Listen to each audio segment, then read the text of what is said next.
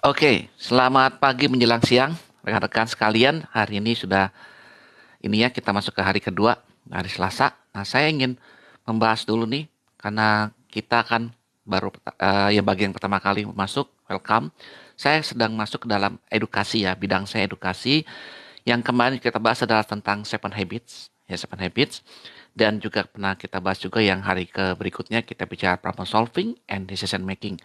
Nah, hari ini saya ingin bicara untuk melengkapi Seven Habits itu, ya. Anda tahu kan dari Seven Habits itu masih ingat bagi yang tahu.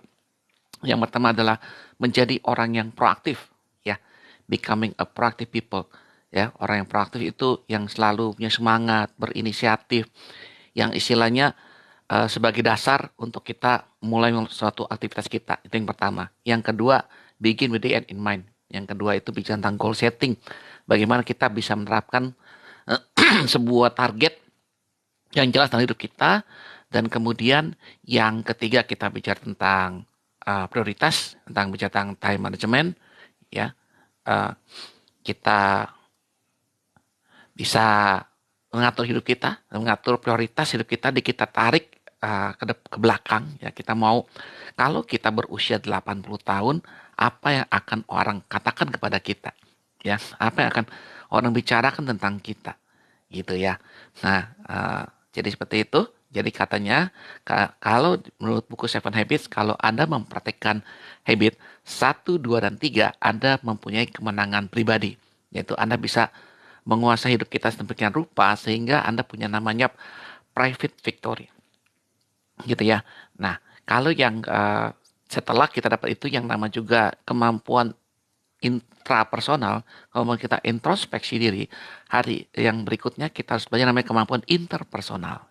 Ya, interpersonal bicara tentang bagaimana kita berpikir menang-menang. Ya, berpikir menang-menang itu berarti kita berpikir memenangkan orang lain dulu baru di akhirnya. Begitu ya.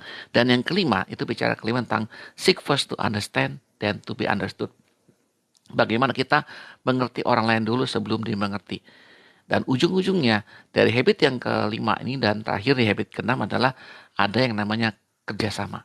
Ya, kerjasama itu baik Anda sebagai seorang pekerja dengan pengusahanya, dengan atasannya, baik Anda dengan rekan kerja, baik dengan siapapun itu, maka Anda perlu namanya kemampuan interpersonal ini.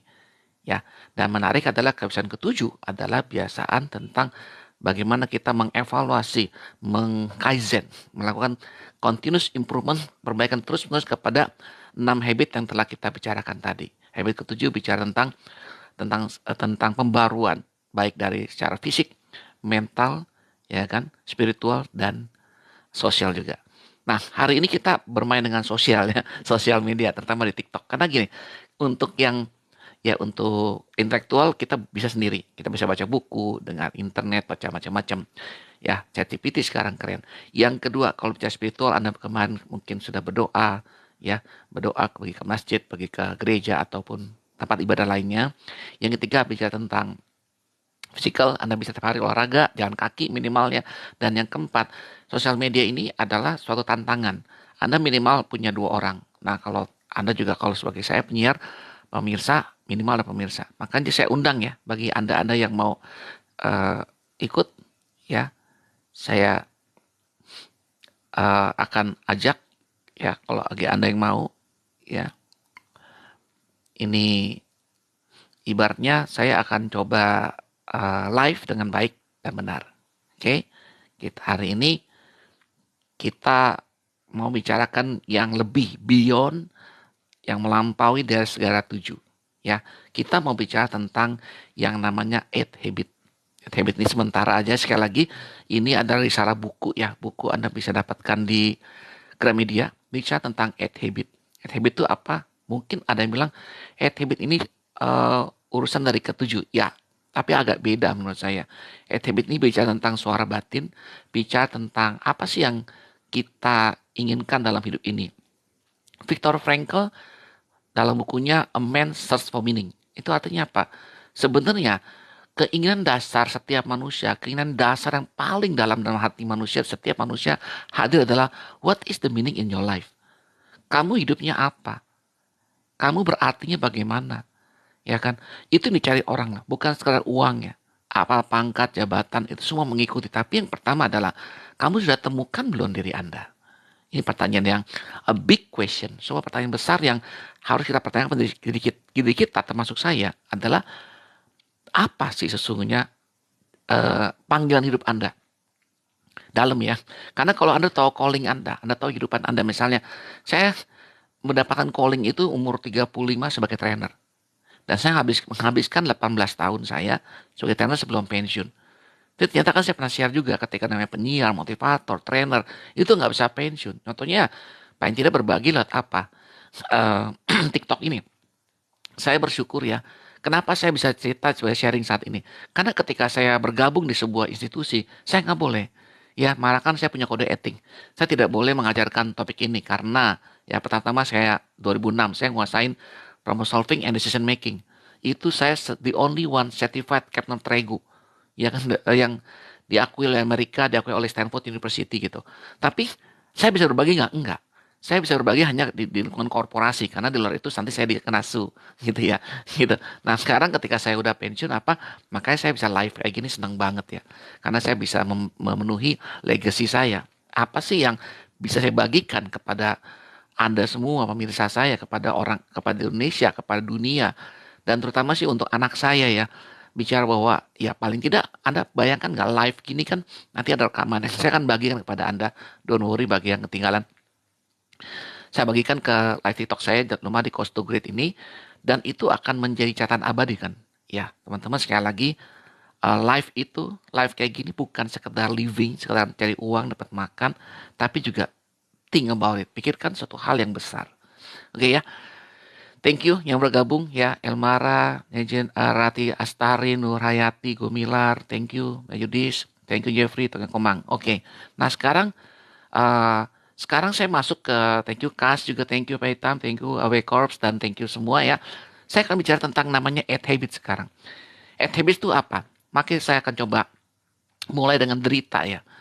Ya, di dalam ilmu NLP apapun manapun mengatakan manusia itu maunya dua. Satu, menghindari kesakitan dan mencapai kebahagiaan. Ya nggak sih? Itu kan dua motivator kita dua yang terbesar. Saya ulangin, menghindari derita dan mencapai kebahagiaan. Nah sekarang kita nggak bahas yang bahagia deh. Kalau bahagia mah thank you Mentari, thank you Kawani, dan thank you Alim, Peri ya. Kalau biar kebahagiaan mah gampang deh. Kita nggak usah bicara banyak orang flexing, apa itu bicara. Tapi jarang sekali orang membicarakan tentang apa sih perjuangannya. Kenapa sih contoh derita? Nah, saya baca tentang derita nih. Sekali lagi ya, ini saya bicara secara umumnya. Saya tidak menyinggung siapapun, ini bicara sekali lagi ini edukasi. Contoh ya, thank you juga Erni, Nurwaida, thank you, Akil, Arki, thank you Ranintan, thank you ya. Oke, saya sapa dulu ya. Tirta Collection, thank you. Andre, waduh, thank you banget nih. Supportnya TikTok saya suka banget. Oke, saya lanjutin ya. Di 8 Habit kita mulai dengan apa derita kita. Contoh pertama ya. Aku terperangkap dalam rutinitas yang membosankan. Nah, menarik katanya bosan. Kedua, aku tak punya kehidupan. Tenagaku habis capek sekali. Kita merasa jadi victim. Kerja di kantor, jadi victim. Usaha belum laku, belum ada likes, belum ada laku. Rasa nelongso. Nah, itu. Yang ketiga, kita merasa tak seorang pun menghargai kita. Atasan saya juga nggak bisa ngapa-ngapain. Bahkan dia cuma kasih target. Kamu kerjakan ini, kerjakan itu, tapi nggak pernah kasih kita. Lu gimana sih pekerjaannya? Bagaimana sih kamu merasakan? Nah itu nggak pernah. Ya, terus bertambah lagi kalau kita punya sikap yang nggak positif ya, selalu kita aku merasa nggak diperlukan deh di tempat kerja. Bukan anak-anak saya udah mulai remaja dulu kita bisa main sepak bola apa jalan kaki. Sekarang mereka punya dunia sendiri. Mau mainnya Mobile Legend gitu ya. Mobile game ya kan. Bahkan anak kita yang udah kuliah pun ya kok terpisah dulu kita bisa main bareng. Sekarang dia udah kuliah sibuk. Dia mau sama teman-temannya ya kan thank you Tony Asli ya. Dan kemudian kita juga merasa tetangga jauh, teman jauh, masyarakat jauh.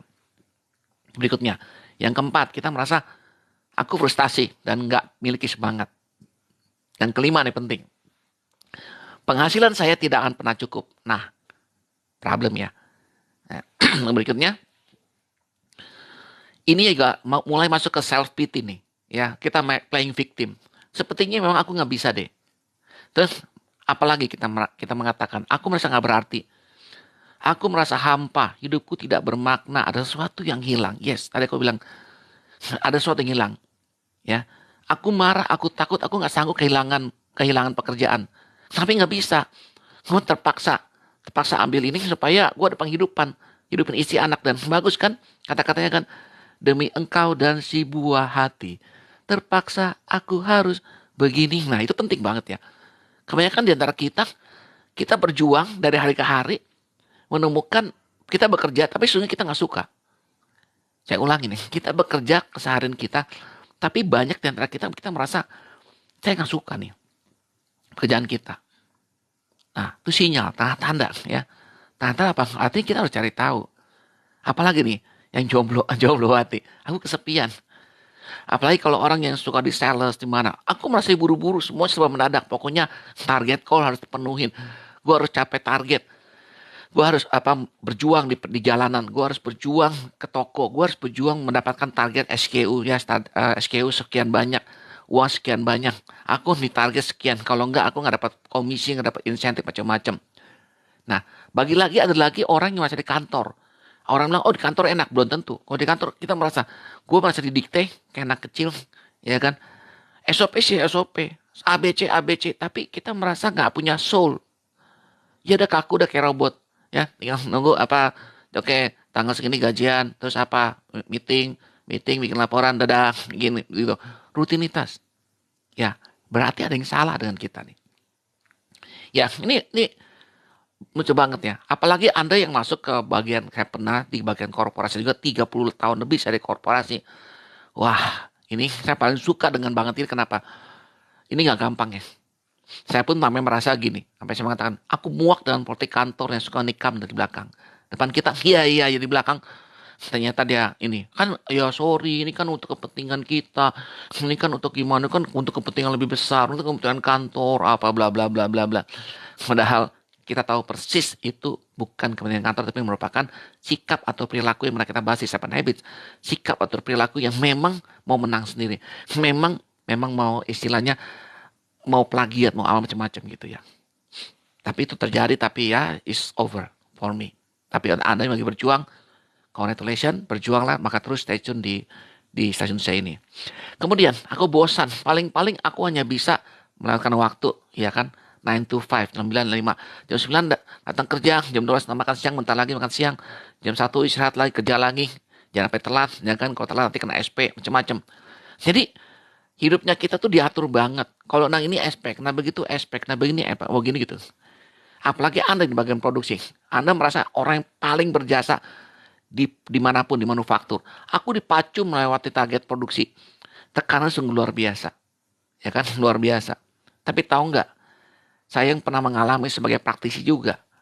Saya sangat appreciate sama angkat topi sama orang kerja di manufaktur. Karena berantem misalnya harus begini, kualitas begini, begitu QC-nya berantem, engineering-nya mempersiapkan ini macam-macam. Wah, campur semua sampai pengiriman apa. Kalahnya sama satu. Ya, oke, Esmeralda, Faro, Krishnati, Budbait, dan Enrohim, thank you untuk bergabungnya. Kalah cuma satu. Kalah sama satu kadaluarsa. Nah, buat kita semua penting. Saya pernah pengalaman di farmasi. Ya, saya termasuk salah satu farmasi terbesar. Saya bekerja sebagai trainer motivator. Saya juga pernah bekerja di perusahaan fast moving consumer goods ya, yang terbesar, bahkan juga masing terbesar dengan kurang lebih karyawannya bisa udah lebih dari 50.000, bayangin. Ya, kalau orang bilang, bagaimana saya bisa earn the right ya, karena saya sudah punya pengalaman seperti itu. Saya juga pernah ke India, saya pernah ke Vietnam gitu ya. Artinya apa? Ya memang ternyata mau dimanapun sama ya, tekanannya kerjaan tuh ya paling ini loh, kita nggak usah lari. Yang kalau saya mau review flashback, saya ingin tantang pada Anda yang umur 24, 25 gitu ya, yang baru selesai kuliah. Ya, pilihan itu ada di tangan Anda. Yaitu saya ingin katakan begini loh. Menurut saya lagi ini opini saya. Ketika Anda mau memutuskan, satu, saya mau jadi profesional. Which is istilahnya terjamin dapat gaji, ya, Tapi harus melewati tantangan tadi sampai politik kantor makin tinggi jabatan Anda dari supervisor, manager sampai GM sampai direktur makin gede. Ya, semakin tinggi jabatan Anda sudah tidak lagi bicara teknikal, bicara tentang bagaimana kita mengolah otak kita strategi. Ya, sama saya coach. Ya, menarik. Atau yang kedua, oke, thank you untuk kanal skincare Kiyomi, Desli, ya kan.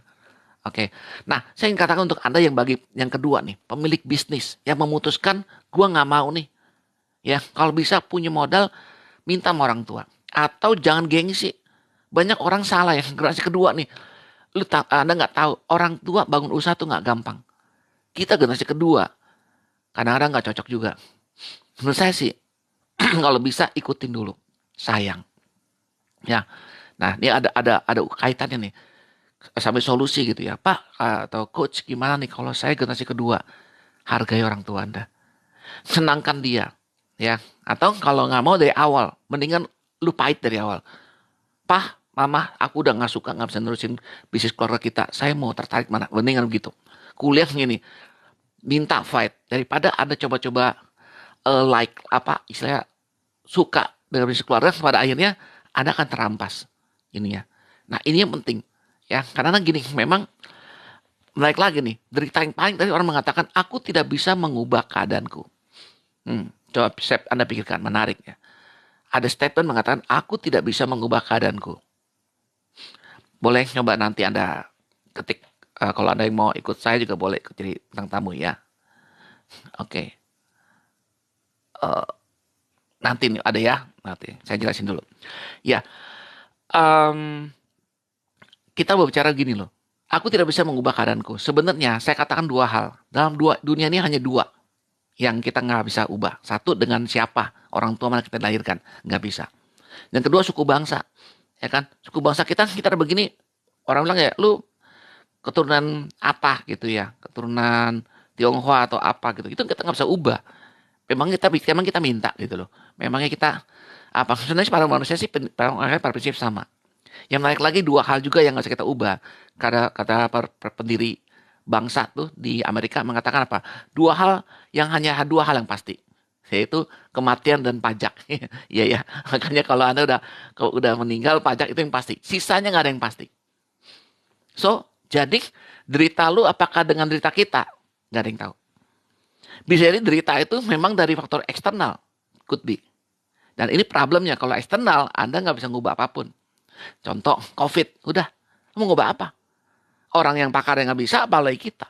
Tetapi kita punya pilihan yang kedua, itu internal. Maka kalau ada dalam ilmu manajemen, mengatakan locus of internal dan locus eksternal. Contoh yang gampang. Sukses. Apakah rumus sukses untuk Anda? Kalau kita Anda akan sama ya. Rumus sukses adalah dari satu, pikiran, tindakan, kebiasaan, karakter, ubah nasib. Itu udah enak banget. Dari kita internal. Pikiran, tindakan, kebiasaan, karakter, ubah nasib. Udah. Lokus eksternalnya apa? Keadaan pasar. Kompetitor. Ya, eksternal tuh. Kita nggak usah ubah. Kemudian, nggak sepaham sama atasan. Nggak sepaham sama bagian lain.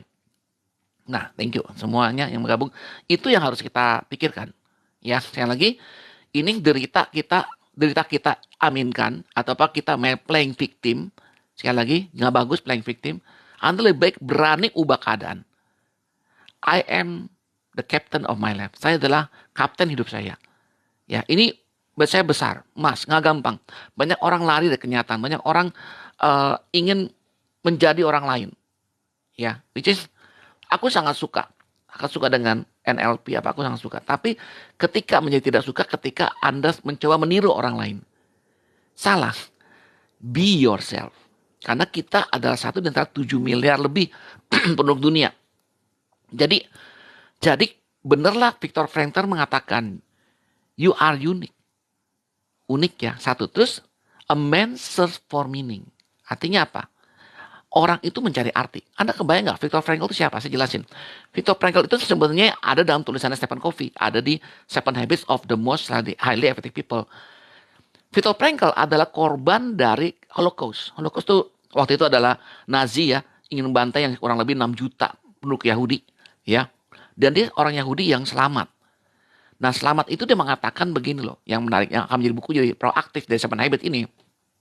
Dia mengatakan gini, dia melihat orang tuanya meninggal, kakaknya meninggal, ya kan, terus kemudian apa istilahnya digebukin, ditelanjangin, diapain gitu ya, dipres, pokoknya gimana caranya sampai istilahnya mati itu di situ. Bayangin, tapi dia mengatakan ada di dalam sebuah titik di mana dia melihat sebuah cahaya itu. Sebuah cahaya dan dia berjanji dan mengatakan dalam hati. Ya, ini bagus banget. Dalam hati mengatakan, jika saya berhasil keluar dari camp konsentrasi ini, aku akan mengajar, aku akan memberitahukan kepada orang bahwa ya inilah yang intisari dari proaktif, intisari buku Seven Habits, bahwa di tengah tekanan dari luar pun ada stimulus dari tekanan dari luar apapun yang membuat kita berespon itu menurut mereka maunya gitu. Kalau di press lu meninggal, mati deh gitu kan. Tapi Anda masih punya satu ruangan yang namanya a freedom to choose. Mempunyai freedom to choose artinya bebas memilih respon. Luar biasa. Dan ini kebenaran yang hakiki. Makanya saya mengatakan tidak boleh ada seorang pun sekarang punya mindset nih. Gue gak usah berubah. Salah. Anda bisa berubah jika Anda mau. Itu, saya ulangin. Anda bisa berubah jika Anda mau. Karena tidak ada satupun, even kemarin yang kalau saya ngomong dengan yang seperti Houston mengatakan, nothing, no one can take from me. Apapun yang diambilkan, they cannot take my dignity. Ini korelasi banget dengan Viktor Frankl. Ya. Nah, bagi Anda yang mau, ingat lagi, saya ulangin. Apa itu orang proaktif? Bagaimana kita punya 4 ruang kebebasan berpikir ini? Apa kebebasan ambil respon ini? Ya, ambil ke freedom to choose, ya, ambil ke pilihan. Anda bisa catat nomor 1. Ya. Atau biar gampang, saya kasih sebuah istilah, Darmaji Nur Abbas. Saya ulangin, Darmaji Nur Abbas. Dar itu artinya 1, kesadaran diri. 2, maji, imajinasi. 3, ya, nurani. 4, kehendak bebas. Ya, supaya gampang kita kasih contoh deh. Ya, kalau ketika misalnya Anda naik motor, naik motor, ada yang ngelewatin Anda, gitu. Apa perasaan Anda? Kurang ajar, ya. Yang lewatin motornya lebih lambat lagi. Anda air misalnya, yang ngebut-ngebutan. Yang lewatin bebek lagi, tahun 70-an lagi. Waduh, panas banget rasanya. Mendidih. Udah, gue lagi santai dilewatin. Nggak bisa nih. Ya, apa yang Anda sadar diri nggak? Nggak sadar. Ceritanya ini cerita yang salah ya. Anda datang lewat lagi kebut-kebutan sama dia, kalau perlu Anda salib, Anda maki-maki itu gimana? Ya, keluar. Nah, tapi tanpa itu bayangkan tiba-tiba kejadian kecelakaan, jebret. Kecelakaan jadi. Oke? Jadi kecelakaan. Kemudian Anda ditenangkan dan Anda harus bertanggung jawab. Bawa ke klinik. Oke? Ke klinik, nggak cukup situ, bayar damai. Ke polisi ya, ke polisi, ke klinik, bayar damai. Sama yang tabrak juga tadi, yang 70-an. Padahal ternyata kenapa alasannya? Kenapa kamu ngelewatin saya? Lah, kan Om jalannya pelan. Saya kan juga nggak tahu. Om saya buru-buru kok. Saya gak buru-buru karena apa? Sebenarnya ada keluarga saya di rumah sakit. Anda lihat betapa banyak kerugian yang timbul dari sebuah respon. Saya ulangin. Saya naik motor besar, dia lewatin motor kecil. Anda marah. Betapa banyak kerugiannya. Coba kalau kita stop. Kalau kita ngerti apa yang, seek first to understand then to be understood. Ngertiin dulu orang. Dia lewatin gua. Jangan-jangan dia kebelet pipis ya. Ya kan, kesadaran diri, imajinasi. Jangan-jangan kebelet pipis. Jangan-jangan dia penting mau ke rumah sakit antar anaknya. Nggak apa-apa juga dilewatin sowat gitu loh. Nurani. Pakai nurani. Aduh, nggak apa-apalah. Namanya juga jalanan. Nggak ada aturan. Yang penting dia jangan nabrak saya. Ya, kaget ya kaget, maklum lah, normal. Kehendak bebas. Mau salib nggak? Nah, ngapain? Tujuan saya kan naik motor ngapain? Balik. Nomor 2, begin with the end in mind. Tujuan Anda naik motor ngapain? Buang waktu atau ke kantor? Ke kantor. Oke, that's it. Anda punya cukup alasan yang kuat. Respon saya, kenapa saya nggak kebut-kebutan? Ada 1, saya ingin ke kantor. 2, saya mau berprestasi. 3, ya udah lewatin aja. Dia punya goal, gue punya goal. That's it. Artinya, Anda tidak terjebak oleh respon yang salah. Makanya orang bilang, right respon. Respon yang benar adalah sebuah karakter. Sebuah karakter. Oke, menarik ya. Baik lagi. Itu dia. Ya, sekali lagi, Darmaji Nur Abbas. Ya, Anda bisa lihat betapa pentingnya respon. Kalau salah Anda respon, itu akibatnya. Ketika Anda benar responnya, Anda tidak perlu kebut-kebutan satu. Anda nggak perlu lagi istilahnya mencelakakan diri, kecelakaan, nggak. Anda nggak perlu ke kantor polisi. Anda nggak perlu ke klinik. Anda nggak perlu bayar uang tambahan lagi. Ya untuk, kita nggak tahu kalau berapa lukanya besar, apa berdarah, apa. Kan Anda harus memberikan sebuah jaminan paling nggak KTP yang digadaikan ya. Anda bisa lihat, hidup manusia itu tergantung bagai respon. Ada pepatah mengatakan 10% di luar di hidup kita ini nggak bisa kita kendalikan. Hanya bisa kita kendalikan 10%. 90%-nya nggak bisa kita kendalikan. Ya. Jadi kalau gitu apa yang bisa kita lakukan? Maka 90% kejadian itu kita harus belajar bijaksana bagaimana mengatasi responnya tersebut. Itu. Ketika misalnya Anda, contoh kedua lagi, Anda datang ke Lion Air. Ya, thank you Selena, Rusti. Hal rumah tangga, oke. Kita Anda ke misalnya saya pernah ke Lion, ya naik Lion Air atau apa gitu ya. Penerbangan. Delay lah 1 jam, 2 jam. Ya, saya bukan bicara tentang Lion Air, ini cuma contoh ya. Nah, keterlambatan ini bagaimana? Ya sudah, Anda nggak bisa lakukan. Mau komplain, mau apa juga, emang bisa mempengaruhi. Emang kapalnya akan datang. Kalau misalnya, atau satu terlambat, nggak tahu mungkin di daerah sananya nggak layak terbang, ternyata paksa. Ternyata kita nggak tahu ada badai, ada apa.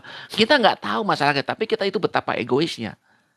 Ya, that's why habit kelima sekali lagi, habit lima mengatakan seek first to understand and to be understood. Ya kan? Nah, makanya udah tahu lagi. Nah, atau lagi kalau nih sharing aja. Sekarang mau penerbangan mana sih? Mau murah, mahal sekarang juga kita nggak tahu. Mau Garuda bagus tuh bayar bagus ya. Tetap aja boncos kan? Tetap aja rugi dan sekarang kalau Anda pemain saham apa tetap aja rugi. Ya, Garuda sekarang nggak udah di take over apa. Makanya kita nggak tahu rahasia. Ya, makanya ketika Anda juga nih soal di TikTok nih ya, misalnya Anda ambil aja, cuek aja. Anda nggak tahu rahasia terbesarnya rahasia tadi tujuan. Ya, orang kasih order potongan diskon apa Anda tahulah yang punya modal HPP Anda pasti kegerus. Saya adalah bisnis coaching, gitu, tahu lah yang kegerus gimana. Mau berapa lama, berapa bakaran, mau ada BEP nggak? Ya, itu dia. Maksud saya juga jangan-jangan derita kita adalah buah dari keputusan kita. Itu poin saya. Sekali lagi, 90% kejadian itu di luar kehendak kita. Jadi caranya mah adalah Anda kuasain tadi, Dharma Jinur Abbas. Kuasain kesadaran diri. Kuasain Anda imajinasi. Kuasai bagaimana mengelola hati nurani yang bersih. Bagaimana kita kehendak bebas. Ya. Contoh lagi tadi saya 30 tahun di korporasi. Ya. Kalau tren-tren kayak gini, harganya tahulah berapa jutaan gitu ya. Tapi kenapa saya nggak usah share? Karena tadi saya punya saya sadar saya pemilik, saya bekerja di satu korporasi, satu saya harus setia, integritas dan terbukti sampai pensiun. Oke? Contohnya apa? Saya spesial pun nggak nyolong duit lah, gitulah gampangnya ya. Nah, dua, ya kan? Imajinasi. Saya mengimajinasikan kayak sekarang kayak gini gue ngomong nyantai, gue senang banget ya kan. Nanti loh, sekarang kejadian. Nanti loh gue pensiun, gue akan cerita. Nah, kejadian. Saya mengimajinasi itu mungkin 5-10 tahun lalu gitu sebelum pensiun. Bebas kan? Nurani. Ya, udah gak ada tekanan, udah gak ada ikatan. Gue kan bebas sekarang. Yang gaji siapa? Yang gaji mungkin TikTok. Ya, canda. Gitu. Yang mungkin adalah klien-klien saya yang gaji saya. Ya, saya kalau mau tahu, oh saya coach, ya berarti ya per jam. Ya Anda mesti hire saya sebagai business coach, konsultan coach 1 jam. Ya, tergantung topik, ya udah. Seperti itu, putus. Tujuan enaknya apa? Saya sekali lagi, itu yang ketiga. Dan keempat, kehendak bebas. Nah, ini bicara langsung bisnis dan sekarang praktek ya. Kehendak bebas artinya apa? Terserah Anda. You are my client. Anda bebas hire saya, nggak hire juga nggak apa-apa. Nggak ada ikatan, nothing tulus. Karena kembali lagi filosofi saya adalah kalau bicara tentang ngajar begini, pengajaran, edukasi adalah think win-win. Artinya gini, Anda harus pahami ini. Konghucu mengatakan loh, itu kebijakan dari zaman kuno. Mengatakan gini, kalau bisa Anda sebagai guru, trainer, coach, apapun itu, ya, kalau Anda berikan Anda, kayak live kayak gini, jika Anda kasih dia ikan, dia akan makan 1 hari. Ya, Anda akan tergantung. Tapi kalau Anda ajarkan pancing dan cara mancingnya, maka orang akan makan seumur hidup. Nah, itu yang saya pegang. Ya, saya ngasih ini sekali lagi, ini for Nama saya CSR ya, Coach Surya Manu juga masuk Corporate Social Responsibility ya. Ini saya penyeimbang lah. Banyak orang yang bicara bisnis, bicara tentang apa, pengembangan. Nah, saya bicara pengembangan diri, bicara tentang SR, bicara tentang edukasi. Karena kalau enggak nih, dunia ini nanti Anda, anak-anak Anda, dunia Anda, anak-anak kita, semua itu akan ketemunya ujungnya bisnis, ujungnya duit, ujungnya duit. Jadi transaksional, transaksional. Nggak ada lagi namanya pelayanan. Nggak ada lagi namanya kita bisa bekerja dengan setulus hati. Nggak ada lagi namanya ketika orang jatuh, sakit, kita nggak bisa bantuin dia. Kenapa? Lu nggak ada duitnya sih ngapain gue? Nah, kalau itu kan begitu. Yang ini kenapa saya tertarik aja Seven Habits adalah kita harus yuk sama-sama yuk kita bangun karakter yuk. Artinya apa? Ya kita butuh makan betul. Nah, tapi kita butuh makan untuk apa? Kita butuh makan, kita punya profesi. Saya profesi trainer, saya profesinya seperti ini. Ya saya berbagi supaya apa? Anda prakteknya adalah Anda bisa praktek tadi kan. Udah ngapain sih belajar marah? Nggak boleh. Marah nggak usah diajar langsung belajar cepat lihat orang nyontek. Yang hebatnya begitu. Karakter jelek nggak usah diajarin cepat banget nyonteknya. Ya. Karakter baik perlu dilatih. Itu masalahnya. Kenapa kita harus benar-benar kuat ya. Ya. Sekali lagi, nah, ini saya tambahin lagi. Carl Roger mengatakan, walaupun tadi dia mengatakan, gua nih nggak punya ada waktu, gua tuh nggak dihargai baca. Itu sebenarnya kata Carl Roger mengatakan itu adalah sesuatu yang sangat pribadi dan mendalam. Mengapa saya kalau dalam sesi coaching mengatakan sesi coaching saya mengatakan ini saya nggak rekam ya. Nah, Pak, coach tapi nggak jejaknya kayak gini aja. Saya akan rekam atau saya share yang memang bisa untuk khalayak umum ya. Nggak boleh untuk pribadi. Kalau masalah internal, masalah misalnya yang sangat rahasia, itu pribadi dan rahasia tidak boleh. Nah, hari ini kita akan belajar bahwa suara ini, bahkan senyuman, itu kan, apakah Anda makan? Sudah. Tapi perut kruk, kruk, kruk. Nah, kita akan harus ngerti itu kebijaksanaan loh. Dia ada apa yang menahan dia? Nggak bisa ngomong, kamu lapar ya? Enggak, ya. Oh, kan langsung kasih makan. Tapi kebanyakan manusia kenapa? Susahnya. Kamu lapar ya?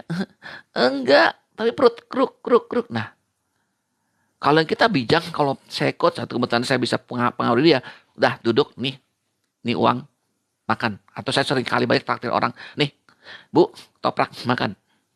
Minum, gratis. Nih, pas, bayar ya. Saya satu porsi, nih bayar untuk dia. Wah, itu kadang-kadang ya, priceless ya. Mereka bisa dengan kaca-kaca mengatakan, thank you ya kok. Ah, oke. Ya, maksud saya gini loh.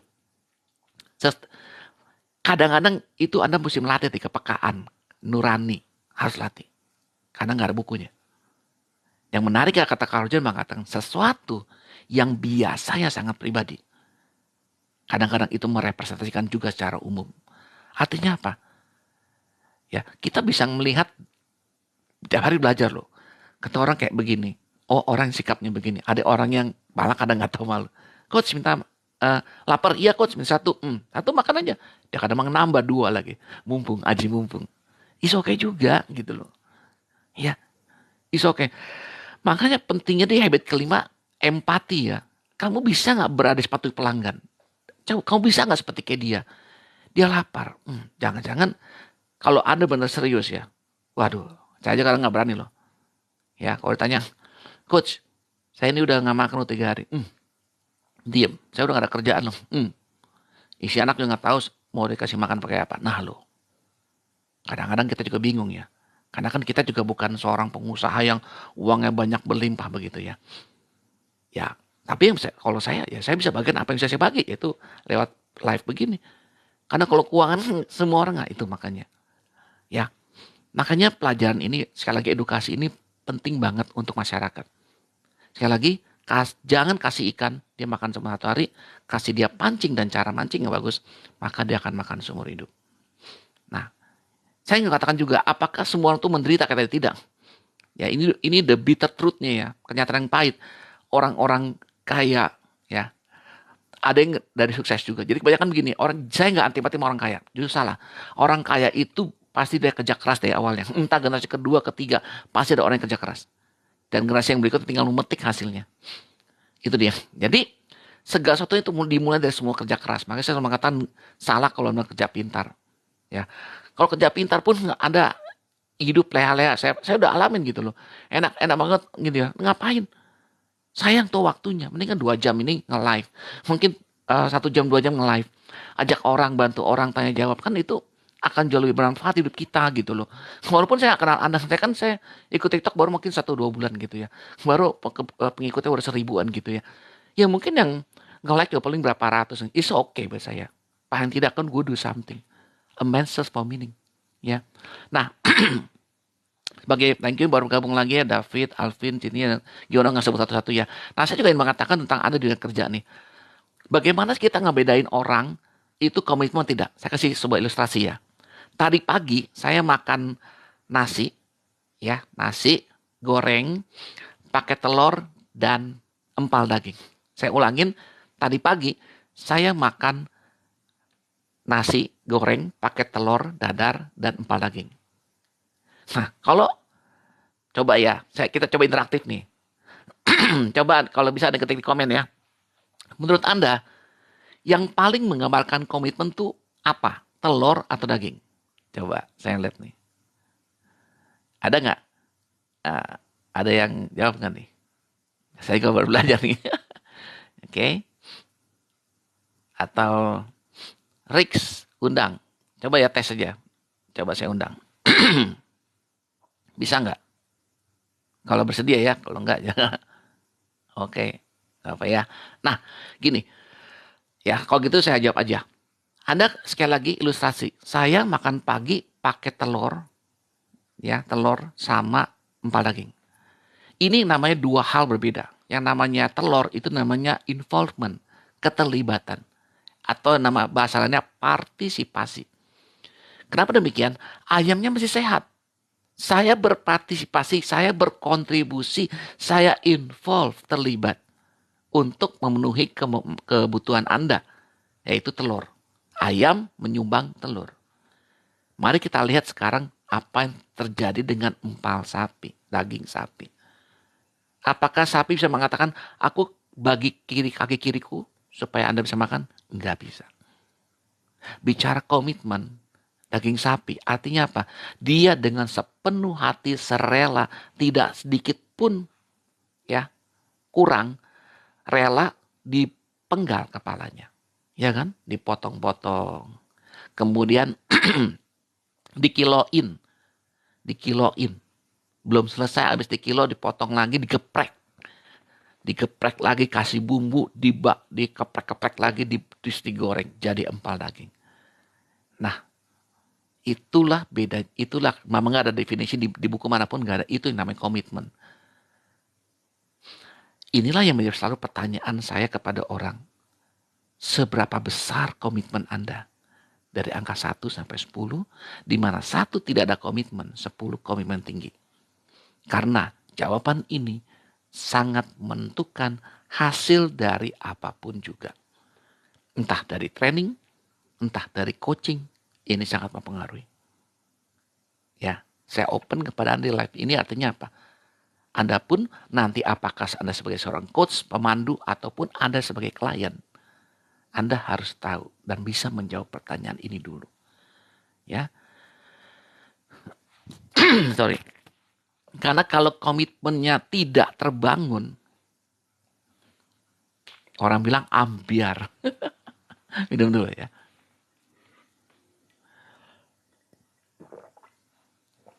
Ya, kalau tidak ada komitmen, ambiar. Orang bilang apapun yang dilakukan menjadi sia-sia. Menarik ya. Jadi kalau Anda mau dapatkan paling tidak nih, ya ini udah istirahat gitu ya.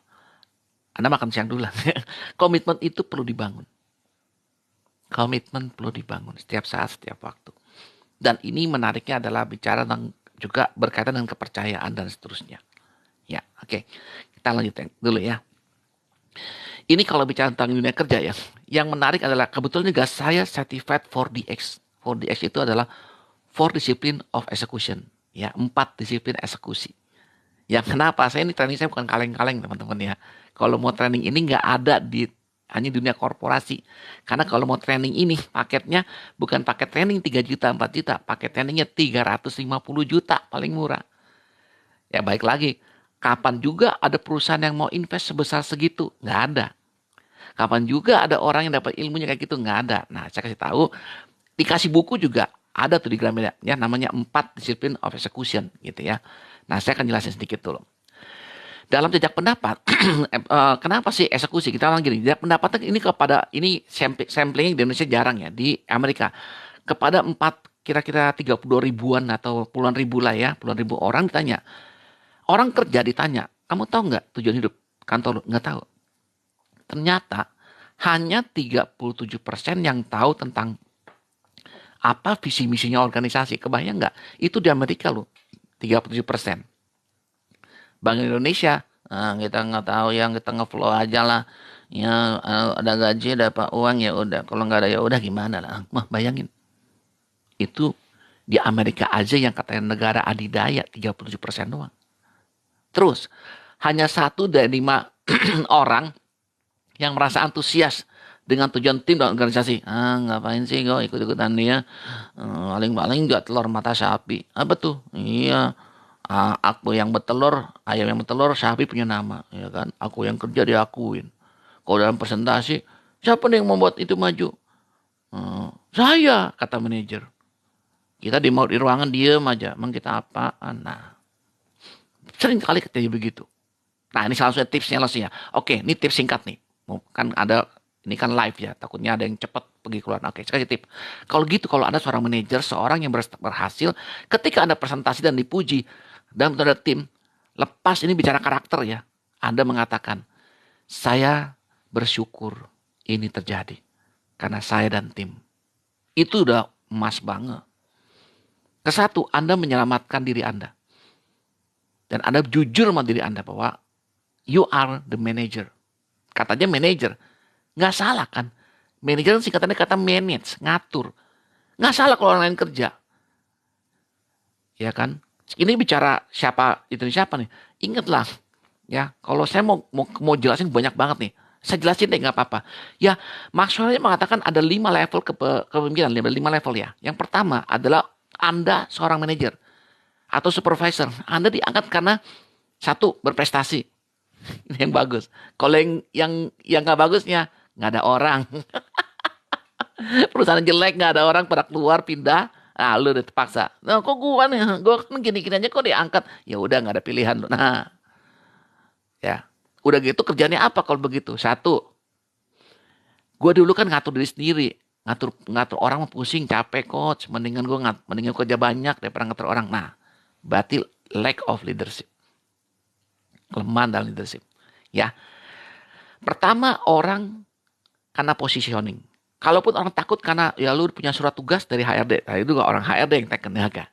Yang kedua, Anda harus cepat nih. Memimpin bukan lagi dengan posisi tapi dengan relasi. Cepat-cepat. Kalau Anda dipindahkan, jadi kepemimpinan kan orang bilang nih, Maxwell dulu ya. Maxwell mengatakan kepemimpinan itu bicara influence. Bagaimana pengaruhin orang mencapai target. Oh gitu lah, supaya gampangnya. Berarti ketika Anda dipindahkan, ini sekarang challenge buat kita nih. Coach saya seorang salesman, coach seorang saya supervisor. Saya dari kota Medan misalnya, pindahin ke daerah Bengkulu. Bengkulu pindah, kan itu, apalagi orang sales tuh pasti tuh, decak-acak tuh.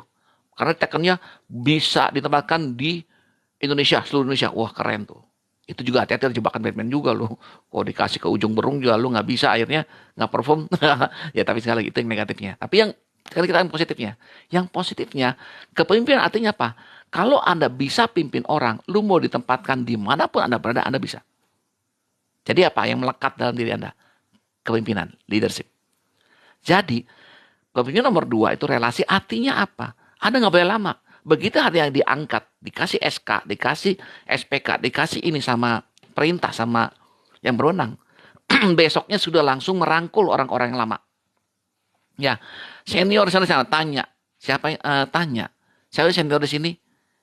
Loh, kok ada senior sana? Karena itu, karena lack of leadership, karena banyak orang yang menjadi pemimpin, banyak orang lama yang udah lama di sana, tapi nggak berani memimpin. Maka datanglah orang baru yang memimpin. Itu benang merah yang saya nggak bisa ngomong. Tapi itu logika berpikirnya begitu. Jadi Anda masuk ke relasi, rangkul orang yang lama, bikin meeting dan katakan, oke, Pak, Bu, saya orang baru di sini, saya ahli dan ini nih suatu angkatan saya minta kerjasamanya. Oke, kayak kita naik taksi kan, argo 0. Argonya 0. Ya, 0. Kita 0, kita mulai dari awal, kita pasang target. Pasang target, Anda masuk ke level ketiga. Pemimpin level 3 bicara tentang apa? Bicara tentang KPI, Key Performance Indicator. Target kita berapa nih? Katakan Anda kalau salesman, target berapa? 100%. Misalnya, 1 bulan ini Anda harus mendapatkan, katakan rupiah nih, contoh lagi, 100 juta, oke. Target kita 100 juta. Anda punya tim, katakan 4, oke. Nah ini seru kan? 4. Apakah langsung bagi coach? Kan begini coach, ada target 100, karyawan 4, bagi rata ya? Nggak bisa begitu bro, sis. Makanya Anda mesti bagi berdasarkan apa yang benar. Potensi. Ilustrasi biar gampang dan cepat belajar. 100%, katakan Anda punya potensi A, saya selalu begini, ini pelajaran saya. A, B, C, D. Udah. Yang A paling senior, paling hebat. Ya kan, bagi aja gampang, 40% kamu.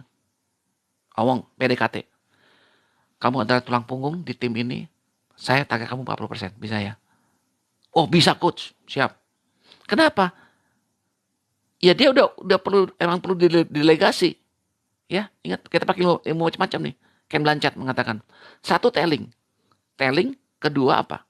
Coaching. Ketiga apa? Supporting. Keempat delegasi. Udah. Level 40%. Mau delegasi dong. Kamu berapa lama kerja di sini? 10 tahun. Oke, delegasi ya. Kita ngomong-ngomong aja. Kita pasang target ya. Berapa? 40%? Ya, 40 juta bisa? Bisa. Deal. Set. Tinggal. Orang ketiga, si C. Oke, kita pakai supporting. Ngobrol-ngobrol. Berapa lama kerja di sini? Wah, saya udah kerja 5 tahun. Dan saya akan diperkirakan menggantikan Bapak sebelumnya. Nah, oke. Bagus. Gua gak masalah tersaingin.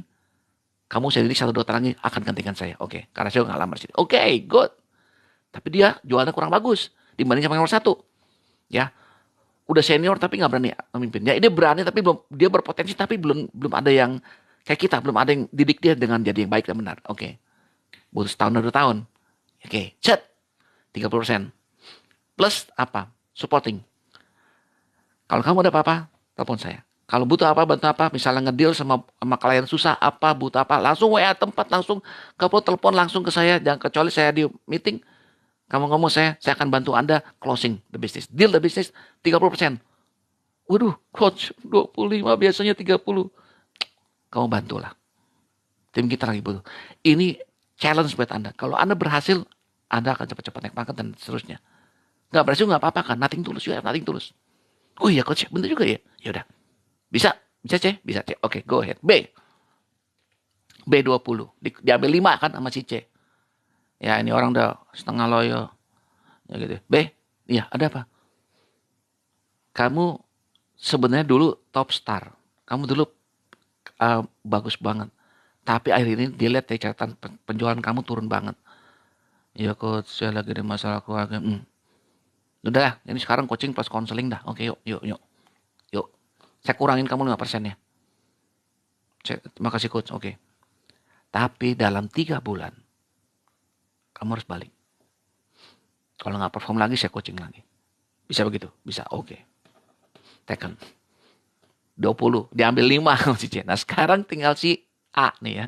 Yang terakhir, yang bontot. Orang baru lulus kuliah. Napasnya, wah semangat. Coach siap coach, kemanapun coach pergi siap, dia siap. Masalahnya semangat doang, semangat limun, kemampuannya ceneh nggak ada. Udah duduk sini bareng ya. Dan nih kamu ikut saya dulu lah ya, ikut saya 10 toko ya, 5 toko. Habis saya toko ngajar, saya ngajarin kamu, toko kedua kamu yang praktek. Kita lihat ya, di portal atau gini ada 5 toko, kamu ikut saya. Kamu di samping saya dampingin. Kamu liatin cara saya ngedil 5 toko. Toko ke-6 kamu, sampai 10. Saya di belakang, saya diem aja. Tapi setelah setiap kali ke toko 6 pun saya langsung feedback. Toko ke-7 saya langsung feedback. Toko ke-8 saya langsung feedback. Toko ke-9 langsung feedback. Begitu ya, bisa ya. Kenapa? Kamu baru. Baru dan 10% aja. Dan kamu mesti tanggung jawab saya. Coach kalau saya nggak bersih gimana? Udah, pokoknya kamu ikut aja. Anda bisa melihat tadi bagaimana praktek ya gabungan ada dari leadership Maxwell yang ketiga bahwa kita menjadi level yang productivity-nya dihitung. Dan praktek yang tadi pakai menggunakan Ken Blanchard. Ya, situational leadership, ya kan telling. Ya, untuk yang 10%, coaching untuk yang 20% ada problem dia. Untuk yang supporting, dia bagus, dia butuh didorong. Kalau enggak, karirnya nggak naik-naik gitu. Yang keempat, udah kawakan, udah senior, tapi Udahlah kok, saya mau nikmatin hidup aja udah 50. Ah, udah dah. Klop lah, dicari lagi ini contoh ilustrasi aja supaya ada gambaran secara umum ya. Bukan berarti semua orang kayak gitu nih, supaya untuk saya lagi nih edukasi. Supaya Anda bisa tahu, oh prakteknya begitu, oh gitu praktek, oh gitu prakteknya. Itu poin saya. Ya, oke. Hati-hati kalau Anda udah ini biasa cukup lah. Kalau Anda bisa langsung kerja, berusaha apapun itu 1, 2, 3 cukup lah. Ya, saya lagi posisi kedua relasi, ketiga produktivitas sudah. Ya kan orang kerja mau cari apa lagi? Produktivitas kan. Nah kalau ilmu Maxwell digabungkan hari ini dengan ilmunya si Covey, Habit dan Seven Habit, keempat itu udah bicaranya dewa, semi dewa. Namanya apa? Namanya reproduksi. Artinya apa? Kayak saya punya pengalaman, saya bikin program. Pengalaman misalnya training TLDP misalnya. Team Leader Development Program. Dari para operator yang sudah lama 5 tahun, 7 tahun daripada dia mentok. Dinaikin leadershipnya. Jadi namanya team leader. Bagian memimpin orang. Kamu udah gak usah kerja lagi. Kalau misalnya udah asik nih kerja di operator jadi ini. Tarik dia. Jadi pargu. Ya, team leader. Artinya apa? Kamu yang monitoring. Dulu kamu ada 10 mesin misalnya. Dulu dia kerja mesin 1. Begitu jadi team leader, dia harus nggak boleh mesin lagi. Dia lepas technical. Dia harus ajarin tadi kan telling lagi ajarin orang baru. Jadi dia hanya tugasnya apa? Monitoring. Liatin mesin 1, mesin 2, mesin 3, mesin 4. Pak, oke. Kayak Anda lihat pernah supaya gampang ilustrasi ini pernah Anda ke itu gak kayak permat apa, ke Carrefour apa itu kan kalau ada perang unda lempar bendera kan, angkat bendera. Seperti itu.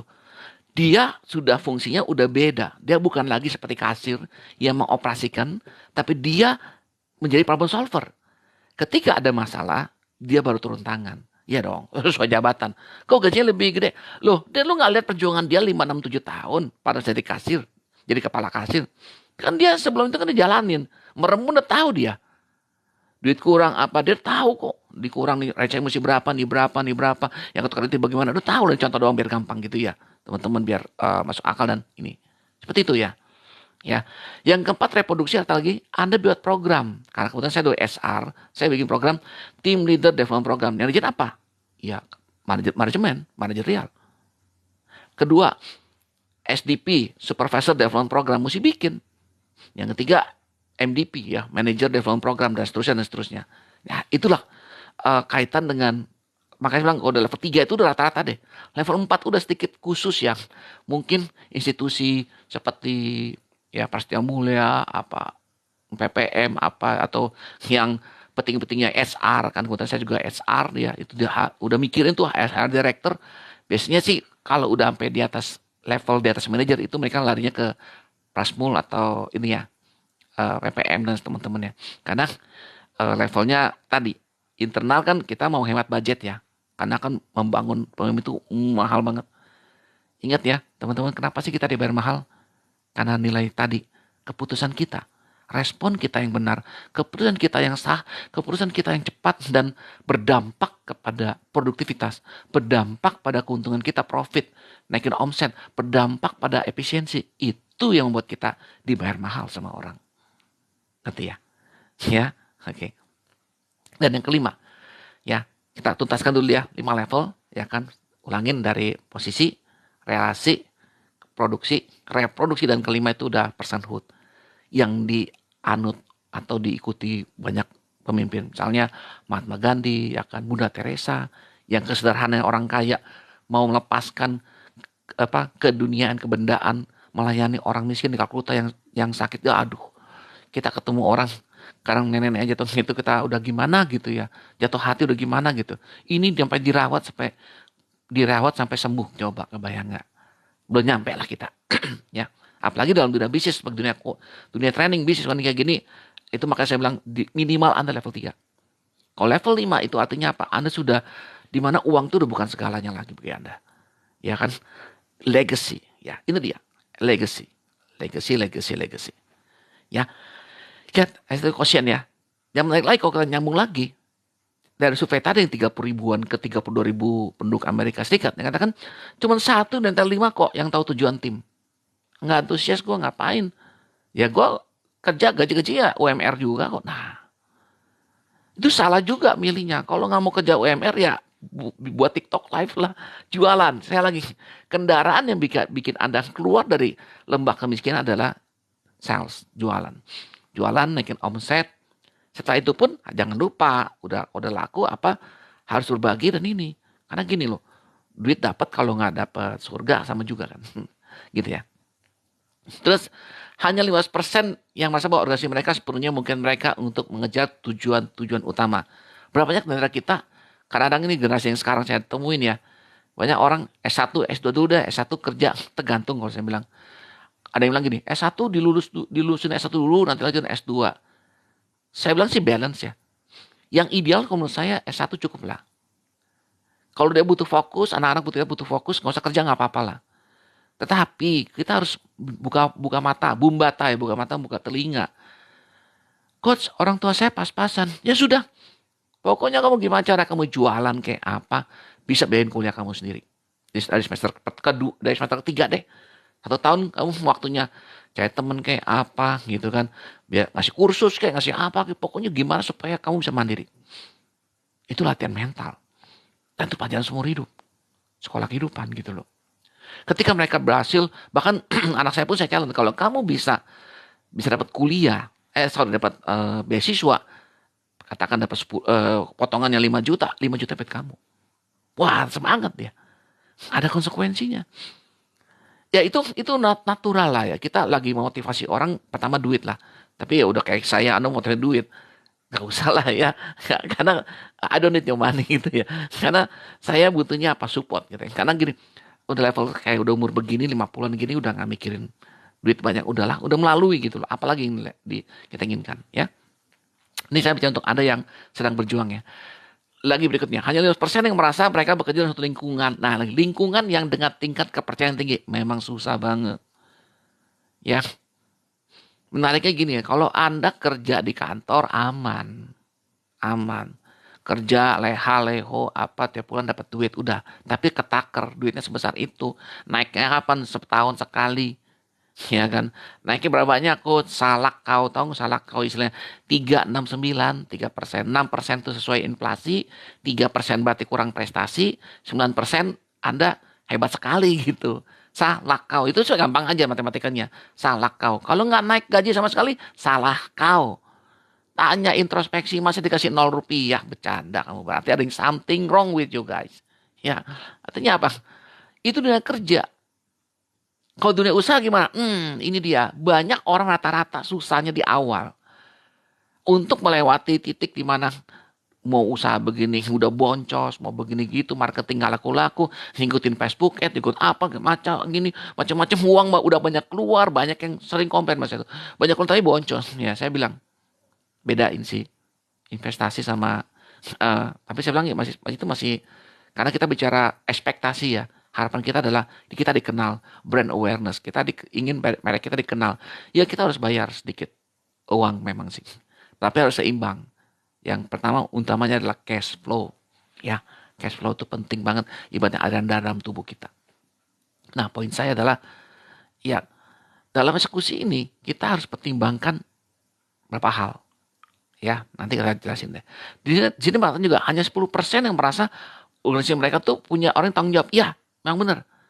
Ada kan kaget, perusahaan besar itu hanya penggeraknya sesungguhnya cuma 10-15%. Sisanya ya itu artinya gini, saya yang 10-15% itu artinya orang-orang yang bagus. 75%-nya itu rata-rata lah.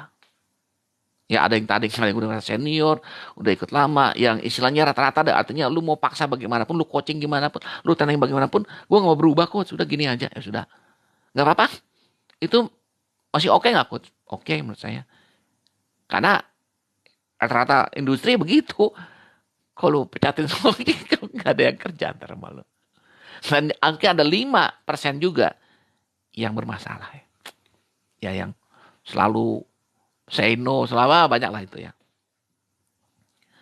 Artinya apa? Ya kita harus hadapin, ya kan? Terus hanya 20% yang benar-benar mempercayai organisasi mereka bekerja. Jadi kadang-kadang lucu ya. Ada yang namanya, saya paling suka banget dulu. Kalau saya punya produk ya, tiap lagi ada produk baru gitu, kita ada promosi kita beli. Saya suka senang banget saya beliin. Kenapa? Aku cinta sama produk-produk saya. Tapi juga kita nggak boleh maksa. Jangan juga kita doktrin terlalu kuat. Ah, nanti gini nih, kalau ada produk A sama B sejenis nih, ya Anda nggak boleh makan B, kan sejenis lagi pula. Misalnya kayak saya dulu, saya punya coklat, ya kan, saya punya kopi, ya saya nggak minum coklat kopi orang lain dong. Tapi kalau produk yang lain, misalnya apa air kelapa, ya kan saya nggak punya, nah, saya boleh, ngerti ya. Dan air kelapa itu mantan juga, gue juga kan. Nah, artinya apa? Ya pintar-pintar. Tapi gini aja deh, marilah Anda bertanggung jawab, itu yang penting. Ya, kalau Anda masih gini, poin saya adalah kalau Anda berani makan produk kita, ya artinya produk kita bagus. Kecuali juga produk kita misalnya, ya jangan sering-sering misalnya. Saya misalnya udah 50-an, produknya tadi coklat, gula. Ya mungkin saya penikmat, tapi kan seminggu sekali. Kalau tiap hari kan nanti saya saking belanya perusahaan nanti kayak kena di HRD lagi ya, sakit. Nah, sakit diabetes sama kan jangan. Nah, itu juga harus seimbang. Ya, maksudnya gini loh.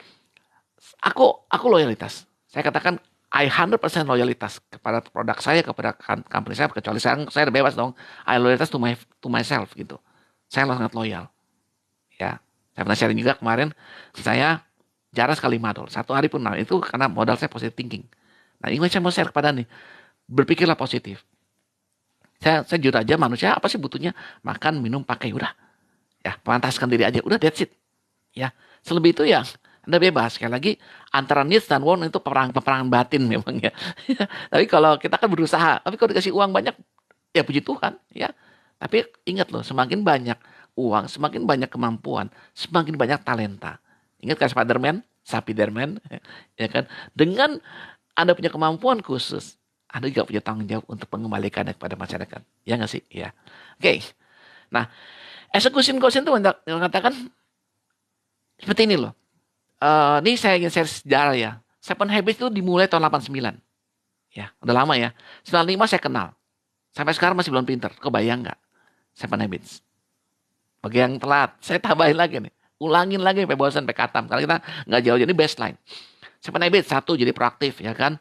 Begin in mind, harus ada goal setting. Ketiga, ada skala prioritas, time management. Kalau Anda bisa 1, 2, 3, Anda bebas secara pribadi. Oke. Yang keempat, think win-win. Berpikir menang-menang. Berpikir layani orang lain dulu, baru kita menang. Oke. Yang kelima, udah gitu gimana caranya? Seek first to understand. Ngertiin orang lain dulu dong. Nah, kita kayak sekarang sales gitu kan. Oke kak, gimana kabarnya hari ini? Oke, butuhnya apa? Bisa dibantu. Oke, kalau kakak butuh nih produknya. Langsung sinergi kan? Langsung check out. Nah, check out. Nah, jadi kalau Anda bisa lakukan 4, 5, 6, Anda senangkan dulu pelanggan Anda, pelanggan juga merasa dimengerti, dan pelanggan beli lagi, beli lagi, maka kan cash flow kita tercapai. Betul ya? 4, 5, 6. Itu ada jadi kebiasaan publik. Nah, 7 itu pembaruan. Yang mana nih? Kita nih, waduh, kok tadi saya ngomongnya, gimana ya Bu, mau dibantu. Berarti saya kurang semangat nih. Kenapa? Oh, lu capek, lu ngantuk. Oke, itu habit ke-7 pembaruan. Berarti apa? Ayo, cuci muka. Ngopi dulu sebentar. Maaf ya, minta break 5 menit, 10 menit. Minta izin Pak Atasan kopi karena kelelah. Oke. Supaya apa? Seger lagi. Paham ya? Kalau nggak punya tujuan nih, kok ngapain ya? Gue ngoplo aja nih. Oh, mikir, ting. Saya nggak punya tujuan. Minimal lu jadi bapak yang baik deh. Kasih istri, anak makan. Nah gitu dulu lah. Kasih keluarga yang lain gitu. Atau gimana lah. Ya, be sederhana.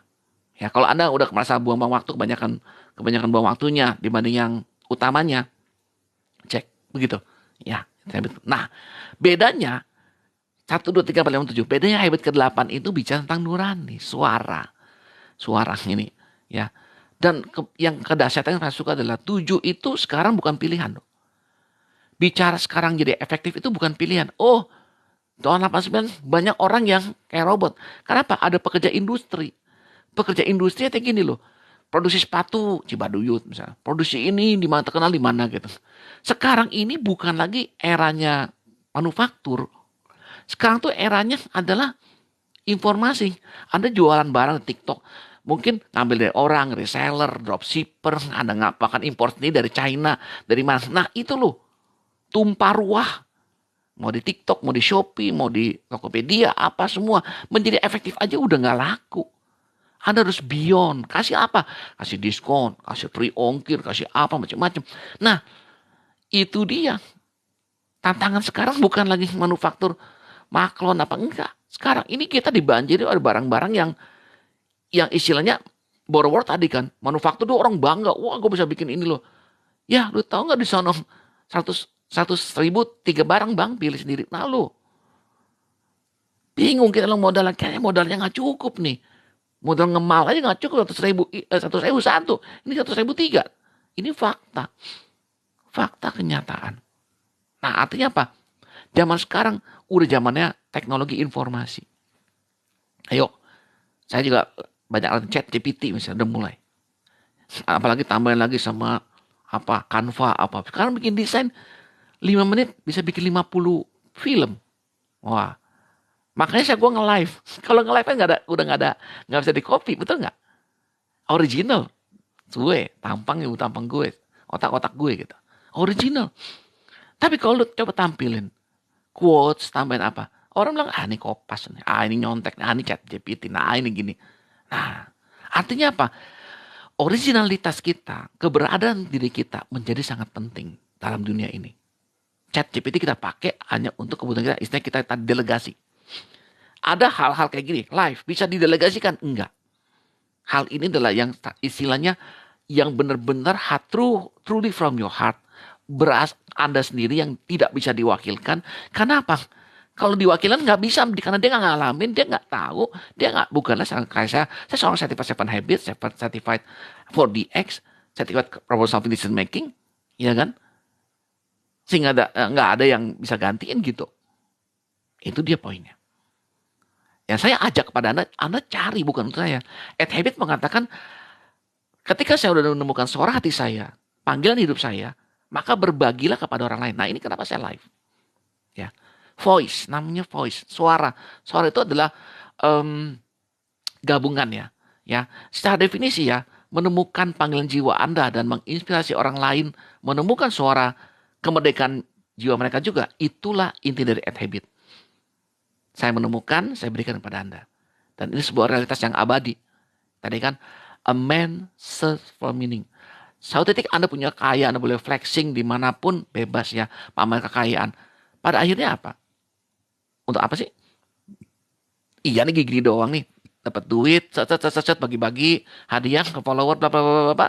Setelah itu sobat. Nanti balik lagi ke derita kan. Kayaknya kosong banget, hampa banget hidup gue ini. Nggak ada arti. Tapi kalau Anda coba berbagi, keluar dari cangkang Anda, keluar dari kehidupan Anda. Anda jalan-jalan, ya, jangan ke mall, jalan-jalan ke panti asuhan, jalan-jalan ke tempat yang membutuhkan, ya kan. Anda bisa berbagi. Saya aja kalau klien saya lambat, saya bilang, denda 100 ribu. Tapi bukan dari saya. Kamu terlambat 100 ribu, kamu berikan kepada orang yang butuh. Entah siapa, kayak nyapu jalanan, ya pecah-pecah boleh 20 ribu, 5 orang. Minimal 50 orang. Kenapa? Saya ingin mengajarkan bahwa ayo time management. Ya. Kadang-kadang coach kok dipecut nul. Ya kadang-kadang manusia juga tadi dikasih pain sedikit biar dia berasa. Kalau nggak ada perubahan. Kenapa sih di coaching itu jadi menjadi orang mau dan mahal? Kenapa? Ya dia harus punya komitmen tadi. Kalau nggak usah, nggak percuma. I don't need your money gitu. Karena it's not about my life, it's about your life. Mau hidup begini-gini aja. Siapa yang tampar-tamparin Anda sampai ini udah gede begini? Ganteng, udah pinter. Orang tua aja Anda suka ribut, betul? Sama kakak aja nggak cocok. Kan mendingan media ini kayak gini, kayak saya. Ngomong yang lebih realistis. Jadi cermin bagi Anda. Bener gak sih apa yang diomongin? Mau berubah gak? Why not the best? Tuh. Kata Presiden Amerika Serikat. Why not the best? Ketika diberikan testimoni, kenapa Anda jadi Presiden Amerika Serikat? Saya ingat banget ketika saya masih di militer. Ketika saya sudah merasakan, saya merasa sudah bertanggung jawab. Merasa begini, masih aja yang bolong. Dan atasan saya langsung balik badan. Tidak mau lihat saya. Satu kata. Why not the best? Sejak itu saya berubah. Dan saya mengubah seluruh strategi saya. Bagaimana tadi kan strategi internal saya. 3 habit. Strategi eksternal saya. 3 habit. Dan pembaruannya. Plus hari ini suara. Ya. Suara yang terdalam. Yang mungkin merepresentasikan jeritan orang yang gak bisa diomongin. Ya. Udah banyak. Sekali lagi. Suara ini adalah suara makna personal unik ya. Yang istilahnya kebermaknaan diri seseorang. Ya, ketika Anda menemukan ini, udah nggak peduli dah. Ya, I decide a long ago never to walk in anyone's shadow. If I fail, if I succeed, at least I live as I believe. No matter what they take from me, they can take away my dignity. Ya kan? Because of the greatest love of all is happening to me. Learning to love yourself. Belajar mencintai diri sendiri, it is the greatest love of all. Tuh. Karena pada akhirnya yang menemukan diri Anda, identitas Anda, jati diri Anda adalah Anda dan Tuhan. Tidak pendeta, tidak siapapun, orang yang beragama apapun, tidak. Karena sangat personal. Saya lanjutin ya. Suara ini adalah pertemuan dari kebutuhan. The needs. What's the needs? Gojek. Contoh. Berhasil. Dia ada kebutuhan nih. Ada opang. Ya ojek pangkalan. Tapi nggak bisa nego. Berapa ke situ? 20 ribu, 25. Mau nggak? Udah. Atau lihat ada pemilik nih. Ada yang tertekan, ada yang ini. Akhirnya dia bikin aplikasi namanya Gojek. Ya kan? Satu. Kebutuhan. Berkembang. Kirim-kiriman. Go send. Pijit, ya, go message, ya macam-macam. Udah contoh saya lagi ini edukasi ya, nggak ada sponsor nggak tahu. Nah, bakat, ya bakat. Misalnya kalau Anda mau Gojek tadi, berarti bakatnya apa? Ya Anda mesti naik motor, bahkan modal motor, betul? Modal motor, bakat. Semangat nggak? Semangat cari order. Saya terakhir dijemput, very amazing, thank you Gojek. Yang jemput saya drivernya wanita. Pertama saya tengah. Driver wanita nih. Waduh. Cancel gak ya? Darmaji Nur Abbas. Kalau gue cancel, sadar gak? Gue sadar sebenarnya. Gue sih, imajinasi gue sih gak ngarepin wanita. Gue ngarepin laki. Bilang antara rasa gitu. Nurani, udah gamang nih. Kendak bebas. Ting. Untung bilang. Profesional bro. Jaga jarak. Lu punya niat apa? Bantu orang. Oke. Jaga jarak. Oke. Ketemu ngobrol sama maaf nih kak, wanita ya, oke. Wah motornya gede juga, oke. Oke ya, mau udah ngambil order saya, oke ya. Apa ya, saya naik ya, naik, bola. Saya naik saja ke jarak, oke ya. Terus saya ngobrol, kak, saya ngomong terus terang nih, berat nih bahasa saya, kenapa? Saya nggak sangka loh, tadi drivernya kok wanita gitu loh. Oh ya nggak apa-apa kak, kita profesional aja. Saya juga jadi tanya, emang nggak takut? Oh perempuan bawa cowoknya laki kayak saya begini. Oh masih siang ini baru jam 1 siang ya. Kalau macam-macam saya teriak aja. Oh iya benar juga. Wow. Betapa saya bilang kunci cuma satu, di profesionalisme. Ya. Ya itu makanya tapi sekali lagi kadang kita nggak tahu ya. Lagi-lagi kan 90% kejadian itu di luar kehendak kita. Kita nggak tahu. Bisa nggak kita pakai ji mumpung? Buat apa juga lah.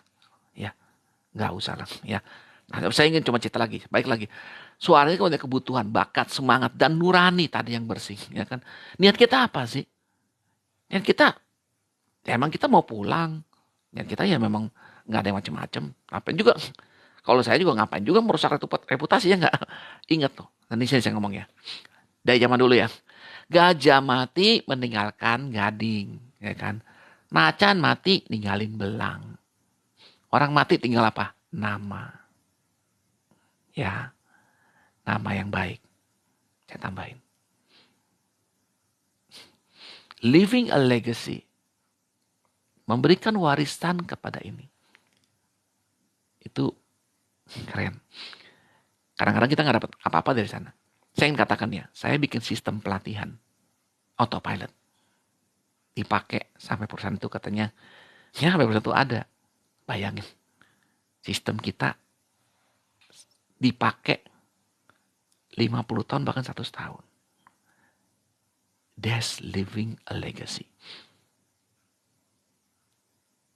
Jadi kalau kita meninggal pun hasil karya kita itu masterpiece. Masih kalau bisa ceritain ke anak cucu gitu loh. Cucu, itu dulu aku yang bangun. Ya keren banget kan ya. Nah, itu poin saya. Maka bekerjalah beyond. Bekerjalah melampaui segala karena uang. Oh lu jadi TikTok karena dapat duit. Amin kalau dapat. Tapi kalau beyond artinya apa? Dapat nggak dapat ya. That's my passion gitu loh. Itu panggilan hidup saya. Ya. Lagi nih. Kebutuhan atau need adalah apa yang dibutuhkan orang-orang sekitar Anda. Anak Anda, istri Anda. Mulailah dari needs. Segala bisnis semua dimulai dari needs. Kebutuhan. Kedua, bakat talent. Ada nggak? Ya saya kebetulan bisa nyanyi. Orang, wah suaranya di Star Michael kebagus. Oh oke. Okay. Ya, hobi. Itu hobi. Tapi kalau nggak bisa nyanyi ya jangan. Artinya gitu. Saya biarpun hobi bakat nyanyi. Kok nggak jadi penyanyi? Jangan juga. Kan untuk hiburan doang. Lingkungan komunitas lah. Ya kan bukan profesional. Terus yang ketiga, semangat atau passion kan banyak tuh di TV juga. Passion tuh apa sih? Ya kerjaan apa yang lo suka. Nah itu juga bagus. Ya. Hal-hal yang membuat lo semangat, termotivasi dan menginspirasi Anda. Kayak gini aja nih passion gitu. Wah asik gitu ya. Kok semangat sih? Gue juga gak tahu gitu ya. Gak ada habis-habis ya bacotnya. Ya. Dan yang keempat ini gak gampang. Nurani atau conscience. Kadang-kadang ini saya ngomong satu hal ya. Saya pernah bekerja di perusahaan, katakanlah farmasi gitu ya. Punya visinya gini. Namanya farmasi. Saya ini punya visi misinya adalah yang menambahkan hidup manusia. Obat. Aturan orang meninggal jadi sehat. Kalaupun didiagnosa sudah usia tinggal 6 bulan, bisa jadi setahun. Beres gitu. Dan itu bisa mempengaruhi kita sebagai orang bekerja. Dan bangga kan. Tapi mohon izin kalau Anda bekerja di pabrik yang misalnya yang mengurangi usia lah. Ya. Ya, misalnya gitu kan. Itu kan mengurangi usia apa. Nah, itu pilihan sih. Ya, pilihan. Kalau ke sana, nah itu. Nurani itu artinya ya, itu cocoknya di mana, ajaknya di mana. Nggak ada yang salah lu pindah kerja ini kan cara bisnis. Tapi kalau Anda punya filter lain, ya misalnya, atau yang gampang, supaya gampang kelihatan jelas gitu ya. Gampang lah, saya juga investor, ya kan. Kalau di bursa efek kan ada tuh namanya yang syariah apa enggak. Ya udah, kalau Anda plus saya mau cari yang syariah, ya udah, investasilah kepada yang syariah. Oke ya, karena saya banyak temukan juga teman saya yang banyak sekali yang muslim nggak punya tabungan. Saya suka tanya, loh, kok nggak punya tabungan mas? Ya uang 1 bulan gaji ya dihabisin, bagi-bagi. Saya bilang, nanti kalau anak sakit gimana? Ya enggak lah, nanti Tuhan yang pelihara. Sounds good gitu loh. Sangat sangat nurani sangat spiritual banget gitu loh. Tapi saya cuma mengatakan, kalau Anda sampai butuh uang banyak, paling jual motor, jual tanah, jual. Saya bilang, kenapa? Ini sharing ya, karena saya mau tahu. Kenapa Anda nggak invest? Kenapa nggak nabung? Wah nggak boleh begini agama. Sudah, kamu investasi yang syariah dong. Kan pasti ada jalan. Ya. Karena gini, lagi-lagi 10% bisa kita kendalikan. 90% kejadian tidak bisa kita kendalikan. Siapa sih yang mau di sini orang tuanya sakit, meninggal, kalau meninggal pasti ya. Sakit, ya kan. Siapa sih yang mau tiba-tiba ada kebutuhan besar, ya kan. Atau keluarga, siapa gitu. Nggak ada yang mau. Tapi kan ada istilah lagi mengatakan sedia payung sebelum hujan. Iya nggak? Nah, saya nggak ada sebuah cerita nih ya. Ya tentang 2 petani lah. Petani pertama, kayak sekarang lagi paceklik gini kosong. Dia mikir, dia di daerah pegunungan, dia bangun. Dia bangun irigasi. Irigasi dia bikin. Pas lagi kosong, terik. Tiap hari dia macul. Bikin macul, dia nyemen apa, dia bikin kotak-kotak apa. Tetangganya santai-santai. Lisoy, main gitar. Nyanyi, ketawa, ketiwi. Itu ngapain tuh, kerjaan kurang nggak bentet tuh. Wah, iya kan? Iya kan?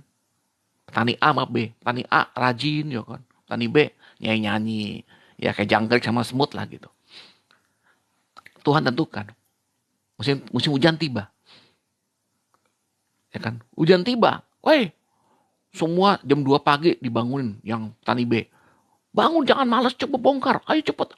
Pacul, pacul itu air itu. Oke, ayo kita mulai sekarang. Mana, mana sumurnya? Mana? Sumur mampet. Ini pada udah ketimbun tanah, udah banyak pohon-pohon. Aduh, ini gimana sih? Air rezeki hilang. Akhirnya apa? Nggak ada air, mana bisa bertani, betul nggak? Sebalik petani A, pada saat hujan begitu, karena dia udah persiapan menampung begitu banyak bak air, air kan di pegunungan, itu bak penampungan penuh dengan sendirinya, autopilot, ya alam kasih air nggak usah diapa-apain, itu loh bisnisnya kayak gitu, cari dong yang autopilot, belajar. Gampang lagi nih, saya cerita lagi nih, dan ini fakta yang menarik. Indonesia loh, tongkat kayu dan batu jadi tanaman gitu. Anda tahu nggak? Di Indonesia ini tanam pohon misalnya katakan tanda petik akasia aja, itu panen 5 tahun. Panen. Tanam di 4 musim di Eropa 100 tahun. Nah, jadi misalnya ada tanam sekarang, panennya cicit Anda yang panen. Nggak ada yang tahu. Aduh. Justru itu kata Sir bahasa orang Inggris. Justru itu saya minta tanam sekarang. Jadi kita gini, itu orang bangsawan Inggris minta tanaman kayak akasia begitu. Yang itu nolak pekerjanya. Bos, nggak mau bos. Kenapa? Tanam ini bos, 100 tahun panennya. Justru itu saya mau tanam sekarang. Kenapa? Biar walaupun saya nggak nikmatin, tapi ada anak cucu cicit socotet saya yang menikmatin bumi ini. Nah gitu loh. Itu dia pola pikir living a legacy itu seperti itu. Bagaimana kita memikirkan warisan itu bukan buat anak cucu kita secara pribadi, tapi bagaimana kontribusi kita kepada bumi ini. Udah ya, itu udah cukup ya. Ya, sekarang kita lihat lagi internet. Kita lihat internet itu sebenarnya mewakili ledakan diri kita. Ya kan kita mau segala instan segala apa. Oh dulu kan nggak boleh ini, nggak boleh itu, nggak bisa ini, nggak bisa itu. Sekarang internet semua terhubung. The world is flat. Ya kan? Kita cuman sekarang mau nonton apa juga sekarang, nonton apa juga Netflix, apa nonton apa semua terhubung. Terhubung semua. Ya. Indeks Indonesia bisa ngelihat kemana, semua terhubung. Ada internet, karena apa semua. Ya. Itu kan merupakan simbol sempurna bahwa kita udah masuk, mulai kita udah nggak boleh lagi pakai fisik, mulai pakai otak. ChatGPT semua apa, semua akan mewakili. Maka lihat transaksi perbankan dulu kita ada customer service. Halo, gimana kabarnya? Oh, apa gitu, bla bla bla. Sekarang nggak ada. Lu maunya apa? Mau setor, lu sono. Ya kan? Mau print buku di sini. Halo, mateng lu. Print buku di sini. Nggak ada lagi orang. Tinggal ambil antrian, print buku, setor, duit di sana atau ngambil duit. Udah, pilihan itu. Jadi bener-bener dilayani itu benar-benar yang transaksi besar aja. Katakan transfer itu yang 300 juta, 200 juta. Nggak ada lagi tuh dulu. Jangan biasanya kan ada ular melingkar gitu ya. Antrian nggak ada sekarang.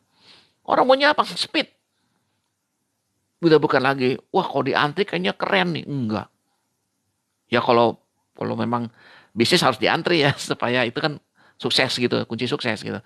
Tapi kalau antrian itu, kalau di perbankan malah itu jadi negatif. Ya. Makanya saya bilang, cermatin. Ya. Nah, saya akan cerita untuk dengan bank ya, perbankan dengan Grameen Bank. Grameen Bank itu dari Muhammad Yunus itu terkenal banget karena dapat hadiah Nobel. Jadi gini, Muhammad Yunus itu katakan dia tuh ngajar. Jadi di dosen, kemudian dia lihat jalan-jalan ke desa sekitarnya, modalnya cuma 2 sen, kalau kita modalnya istilahnya cuma 20 ribu lah gitu. Orang jual kipas, modal 20 ribu, dijualnya 100 ribu. Tapi apa yang terjadi? Dijual 20 ribu kan dia nggak punya modal. Sama kayak petani kita nih begitu dikerjain terus jadi dia bikin kayak kita kipas apa gitu tembikar gitu ya. Nah, dijual ke tengkulak yang jual. Jadi bayangin yang kerja cuma dapat 20 ribu, yang jual 100 ribu. Pareto. Yang capek dia. Jadi tengkulak tuh gimana nggak makin kaya? Nah, si Grameen Bank ini Muhammad Yunus melihat begini peluang dan sekaligus juga panggilan nurani. Terus dia tanya, dia ke bank pinjam duit nggak dikasih. Katakan minjem 10 juta gitu.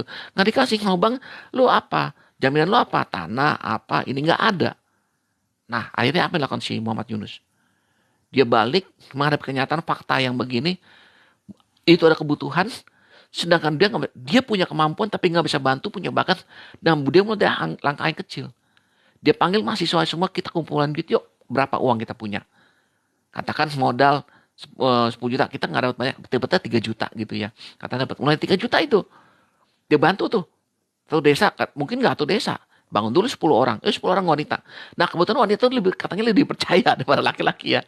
Karena wanita itu tekun, satu tekun, tanggung jawab kepada anak-anaknya. Ya nggak tahu nih, ceritanya kan tentang di si Muhammad Yunus ya. Nah, dan dia nggak akan nyopet, istilahnya. Komitmen bayar gitu. Nah, terjadilah dari 10 orang itu, mulai mulut ke mulut, 30 orang diselamatkan, 30 keluarga. Mulut ke mulut lagi satu desa diselamatkan. Mulut ke mulut satu desa diselamatkan, 2 desa sampai sekarang. Catatan terakhir mungkin ya saya lihat dari bukunya itu kurang lebih puluhan ribu. Kebayang gak sih? Dari cuman koperasi berubah menjadi Grameen Bank. Nanti Anda bisa lihat. Nah, itu cerita bagus banget bahwa artinya ketika needs, ya kan, bertemu dengan bakat, ya kan, terus passionnya dia, lu jangan ngomong doang dong sebagai seorang praktisi, buktikan ya kan, plus nurani, ketukan nurani itu yang lebih besar, gila ya, kasihan banget orang kerja capek-capek, yang keda investor. Nah, itulah kalau Anda mau spiritual, syariah atau apa ya begitu. Itu dasarnya. Saya lepas dari agama apapun ya. Yang saya bagikan ini adalah edukasi. Bagaimana pola pikir, tapi apakah ini gampang dilakukan? Ngomong gampang. Prakteknya nggak mudah ya. Makanya sampai saya ini katakan itu adalah aplikasi yang sederhana. Ya, yang bisa saya bagikan bahwa kalau ingin mulai ya dari situ. Dari kepedulian kita, dari kita punya kompetensi ya, punya passion dan punya hati nurani yang bersih. Udah jangan mikir macam-macam dah. Nanti begini enggak. Lakukan aja dengan tulus. Ya. Oke. Dari saya cukup dulu ya. Mungkin di sini ada yang mau ikut join. Nah, saya lihat dulu ada yang mau nanya mungkin. Ada tamu yang mau join mungkin. Ada. Saya coba ya undang ya. Ada Anda nih. Coba ya undang. Mau tahu juga nih. Ada nggak? Bisa ikut nggak? Atau siapa nih? Atau siapa? Nah, atau ya saya undang-undangin aja ya. Aduh, Rix juga siapa nih? Boleh nggak nih? Saya juga mau tahu nih. Ya kalau yang mau boleh loh, ya. Mau tanya ya boleh di sini coba saya lihat. Boleh dong? Ada yang bisa kasih komen nggak? Atau kalau mau komen naik aja, ya.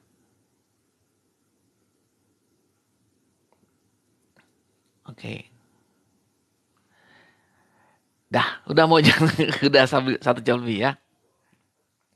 Oke. Nah, oke dari situ ya. Yang itu yang saya bacakan adalah saya lagi. Habit bicara tentang suara hati nurani. Bagaimana kita harus berpikirnya beyond, melampaui keagungan sebuah hal yang kita berikan masterpiece, sebuah hal yang ingin kita wariskan kepada generasi berikutnya. Oke, itu dia. Bentar ya.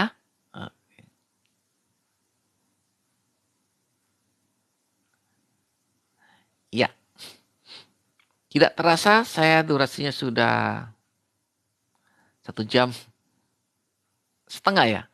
Oke, gimana? Ada yang mau ingin ditanyakan? Undangan live together. Uh, Coba ya, coba. Saya coba nih.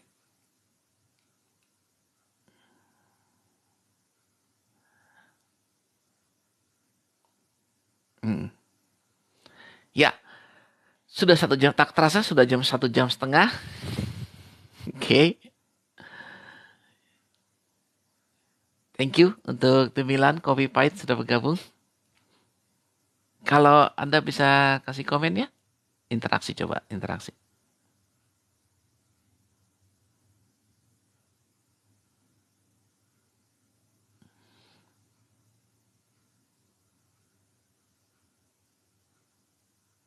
Oke. Wah, baru gabung ya, tuh ya Fitri 517. Ini udah 1 jam setengah nih. Hmm, oke. Wah, tapi kalau karena saya juga bahannya sudah selesai, saya pikir juga cukup ya 1 jam setengah saya live-nya. Kurang lebihnya mohon maaf. Oke, kita ketemu lagi di kesempatan berikutnya. Bye-bye.